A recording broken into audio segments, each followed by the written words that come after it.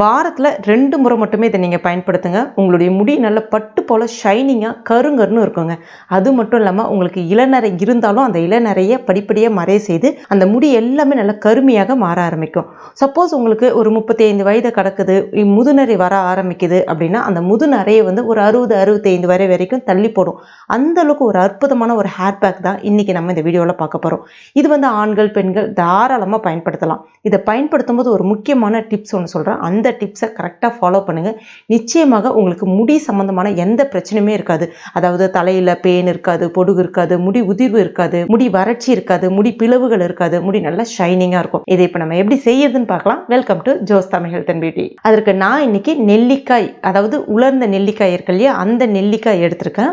இந்த நெல்லிக்காய் வந்து உங்களுக்கு நாட்டு மருந்து கடைகளில் நெல்லிக்காய் பொடின்னு கிடைக்கிது. மேக்ஸிமம் அந்த மாதிரி வாங்கி பயன்படுத்தாமல், ஏன்னா அது ஏதாவது கலப்படம் இருக்கலாம் இல்லையா, அந்த மாதிரி வாங்கி பயன்படுத்தாமல் உலர்ந்த நெல்லிக்காய் வற்றல்னு விற்கும், அதை வாங்கி மிக்சியில் அரைச்சி பயன்படுத்தலாம். இல்லைனா வந்து காய்கறி கடைகளில் ஃப்ரெஷ்ஷான நெல்லிக்காய் கிடைக்கும், அதை வந்து சின்ன சின்ன துண்டுகளாக கட் பண்ணிவிட்டு இன்க்ளூடிங் அதனுடைய விதைகளும் நீங்கள் தாராளமாக பயன்படுத்தலாம்.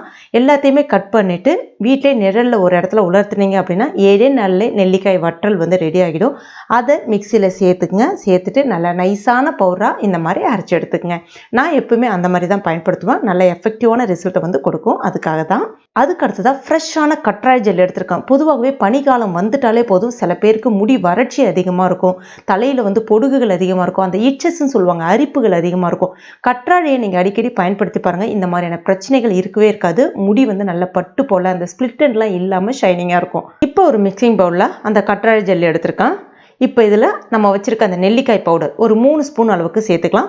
உங்களுடைய முடிக்கு ஏற்றவாறு அந்த பவுடரினுடைய அளவை வந்து நீங்கள் கூட்டவோ குறைக்கவோ செஞ்சுக்கலாம்.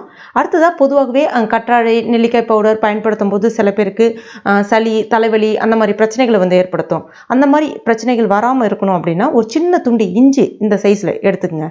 தோல் நீக்கிட்டு கழுவிட்டு எடுத்துக்கங்க. அதை வந்து நல்ல உரலை வச்சு தட்டிட்டு அதனுடைய சாறு மட்டுமே 1 ஸ்பூன் 2 ஸ்பூன் தாராளமாக பயன்படுத்தலாம். இஞ்சியை வந்து பயன்படுத்தும் போது சளி மட்டும் பிடிக்காமல் இருக்காதுங்க, தலையில் அந்த அரிப்பு இருக்கும் இல்லையா, சில பேருக்கு தலையில் வந்து அந்த இறந்த செல்கள் வந்து அதிகமாக இருக்கும். இறந்த செல்களை நம்ம அப்பப்போ நீக்கிடணும். அந்த மாதிரி நீக்கும் போது தான் முடி நல்லா வளரும், முடி கொட்டாது. முக்கியமாக வந்து பார்த்தீங்கன்னா அந்த அரிப்புத்தன்மை வந்து உங்களுக்கு போகும். அந்த அரிப்புத்தன்மை நீக்கக்கூடிய தன்மை வந்து இந்த இஞ்சியில் இருக்குது. அடுத்ததான் இது கூட ஒரு பாதி எலுமிச்சைப்பழ ஜூஸ் வந்து சேர்த்துக்கலாம்.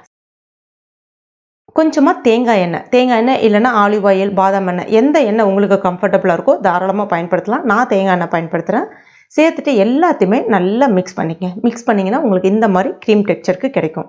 இது முக்கியமாக உங்களுடைய முடியோட வேர்க்கால்களில் நல்லா படுற மாதிரி தடவணும். அந்த மாதிரி வேர்க்கால்களில் நல்லா படுற மாதிரி தடவும் போது தான் அந்த புது முடி வளர ஆரம்பிக்குது இல்லையா, அந்த வளர்கிற முடி வந்து கருமை நிறமாக வர ஆரம்பிக்கும். அது மட்டும் இல்லாமல் நீங்கள் முடி முழுவதும் தடவும் போது அந்த செம்பட்டை முடின்னு சொல்லுவாங்க, சில பேருக்கு முடி வந்து அந்த ப்ரௌனாக இருக்கும், அந்த ப்ரௌன் கலர் எல்லாமே கருமை நிறமாக மாற ஆரம்பிக்கும். முடியும் நல்லா ஷைனிங்காக பட்டு போல் இருக்கும்.